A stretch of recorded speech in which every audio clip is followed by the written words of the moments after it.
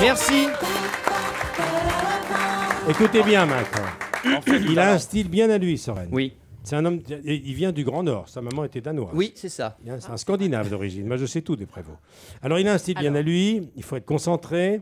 Vous avez le droit de prendre des notes, un papier et un stylo pour prendre des notes pendant sa chronique. Et vous pouvez également prendre un aspirine. Ouais, Soren, vous pouvez porter plainte également après. Alors, chers auditeurs, chers coreligionnaires à manches courtes, radiologues des ondes franco-parisiennes, Julie, Petit Michel, bonjour.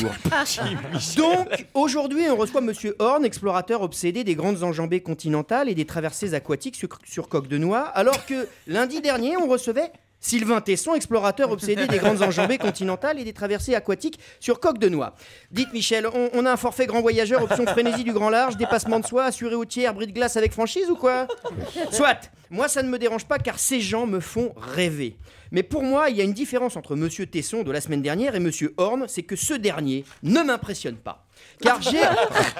Oui, j'ai aussi vécu tout ce qu'il a vécu, surtout en Suisse, à Châteaudet, dans le canton de Vaud, où, et je ne plaisante pas, j'ai passé toutes mes vacances au home d'enfant Marie-Josée. Big up à tous mes homeboys de Gérigno. De Dieu, ça va ou bien?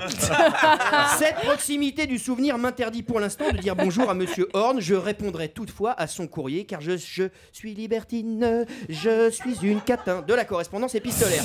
Prenez votre deuxième comprimé, Soren. Alors c'est parti. Une première lettre. Alors je réponds au courrier qu'on vous a adressé, Mike. Une première lettre de Philippe Favre, ancien directeur de l'école suisse de ski de Châteaudet, qui dit: Salut gamin, t'as dit que ta réussite c'était grâce à ton mental en béton.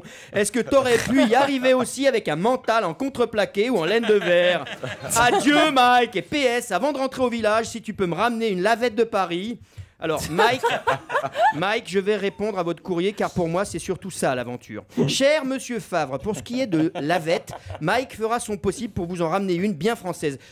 Précisons qu'une lavette, pour nos amis défenseurs du mariage pour tous, c'est pas la peine de monter sur vos deux chevaux. Une lavette, en vaudois, c'est un gant de toilette. Plus sérieusement, pour faire un bon explorateur, il faut en effet un mental en béton, mais aussi de bonnes jambes. Parce que sans jambes, tu vas nulle part. T'es pas un aventurier, mais t'es un simple cul-de-jatte, qu'importe ta nationalité. Mais cul-de-jatte quand même. Alors on les embrasse.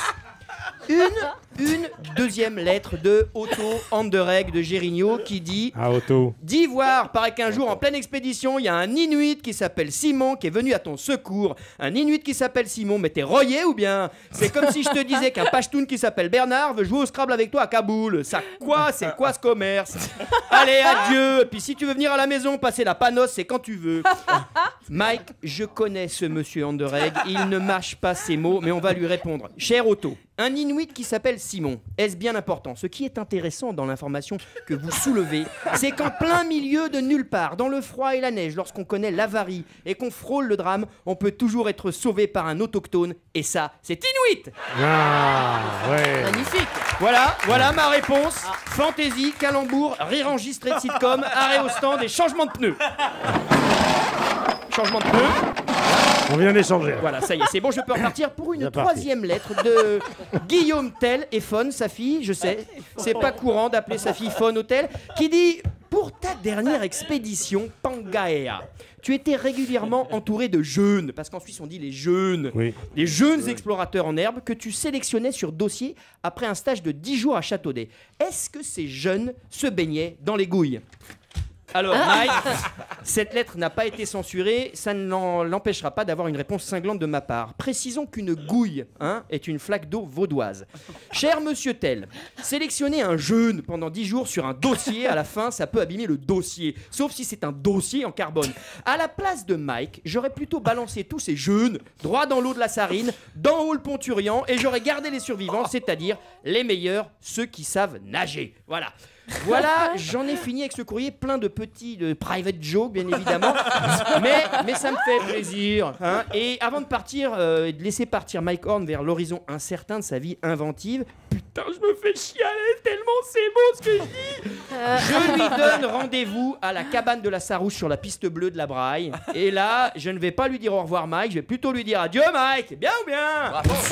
C'était Soren Prévost.